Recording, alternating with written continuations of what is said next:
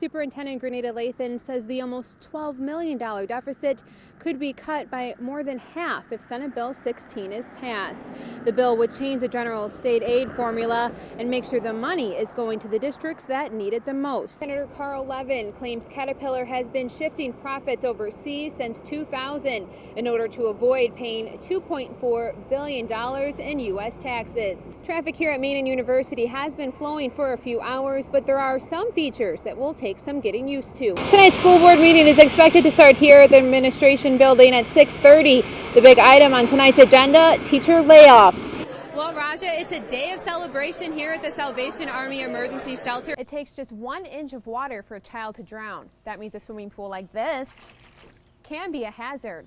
Halloween is bringing in the big bucks this year across America. President Obama is at work this Labor Day trying to get members of Congress to support his plan to strike Syria. An Illinois senator is calling for an investigation into a fire at a regional air traffic control center in suburban Chicago, which is still plaguing some air travelers today. Illinois Governor Pat Quinn signed legislation last month that will require public schools that teach sex education to also teach about birth control and sexually transmitted diseases, not just abstinence. You may think fantasy football is good for sparking trash talk with co-workers, but for a growing number of companies, it's also good business, really good business. The Quincy Noon Kiwanis Club brings the Carson and Barnes Circus to town every 2 years. From elephants to trapeze artists, the circus performs under the largest big top in the States. But KHQA's Melissa Shriver shows you how this job becomes a lifestyle. Isn't this ridiculous? This doesn't make any sense. That was the consensus of most drivers going through the Main and University intersection during the afternoon rush. The intersection was redesigned to make it more pedestrian friendly. Those on foot are happy, but drivers are frustrated. They made a big mistake. They should have just left it alone, fix the water main break. But as far as this one-way stuff, I'm going to have to figure out a new route because I don't have time to sit here and wait. Drivers say it took them around 10 minutes to get through the intersection, and that's not the only complaint. I seen this lane and I thought it was the turn lane, and I thought, wow, this is great, but it's not. Now I gotta find somebody to let me out. The city engineer says that lane is for parking and will soon be marked. He also says they have been monitoring the intersections, and the longest drivers will have to sit at a light is 2.5 minutes, the length of a full cycle. So we decided to try it ourselves. We are testing to see just how long it will take us to get through the Main and University intersection. We just started our stopwatch. We are at a standstill just past Columbia Terrace.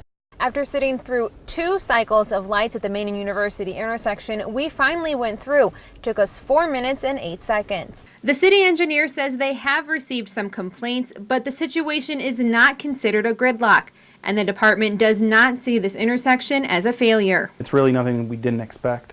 It's a trade-off. We're trading some of the car efficiency for pedestrian safety. He also says they are constantly changing signal timing, and it's a good possibility that the light will stay green longer in the future.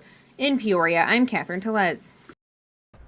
John Bateman will fill the school board seat that's been empty since July 1st. The board made the decision Wednesday night around 10:30, but didn't make the announcement until Thursday. Bateman works at Caterpillar and has a daughter who goes to Richwoods High School. He says he was honestly surprised he was picked because there were so many qualified candidates. Look forward to working with the parents, listening to what they've got to say. Does that mean we're always going to agree on what needs to happen? Probably not. That's kind of human nature. John Bateman recently retired from the Army after almost 30 years. He has lived around the world and has seen a variety of educational systems. And while he is new to the district, he thinks he brings a unique experience to the board. He realizes the last few months have been heated, but looks forward to working with the board, teachers, and parents to change that. You can agree to disagree and find common ground and be able to work together, or you can dig in your heels and refuse to work with people, and no one wins in that type of situation. At the end of the day, I think it's important for all parties on both sides to be prepared to work with one another. The president of the school board said now that the seat is filled, she hopes the board can start restoring the community relationships. New perspective. He's going to be able to look at some of the things we've been dealing with recently in a new light And I think that's going to help all of us as board members. Change 150 leaders were disappointed their candidate wasn't selected, but understand he wasn't the only qualified person in the city. You know, we're cautiously optimistic that Mr. Bateman can be a good candidate and or a good representative, and we look forward to meeting with him and working with him and the other board members to try and heal the board and move forward.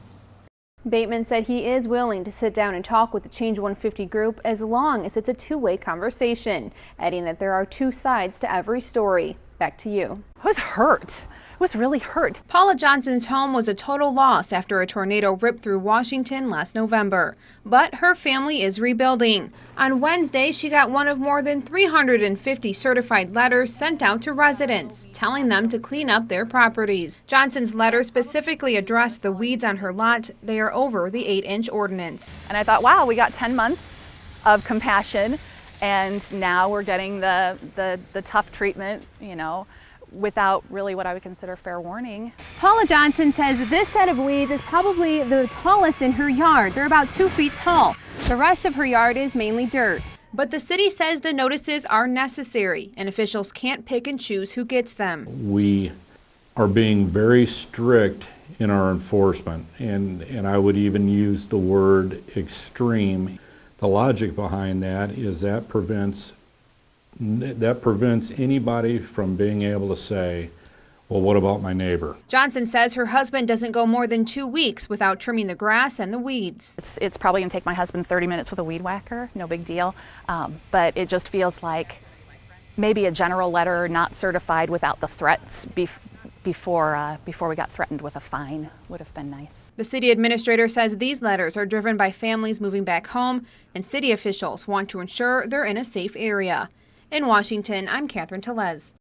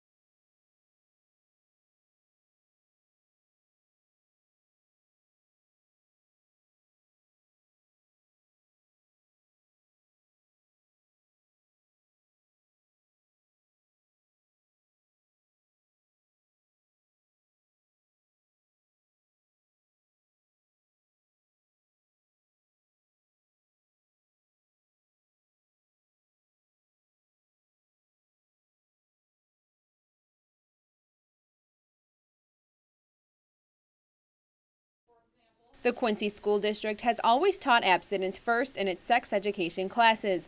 But starting January 1st, all public schools in Illinois will be required to include information on birth control and STDs. Quincy School Board President Stephanie Irwin says the new law will require the district to expand its sexual education curriculum. Under the new law, they are going to want us to open the dialogue to be able to talk about STDs, preventing pregnancies. I know the issue has stirred up controversy. Health educator Barb Christ says her class spends a day or two discussing STDs, and they only touch on contraceptives in the course of a semester.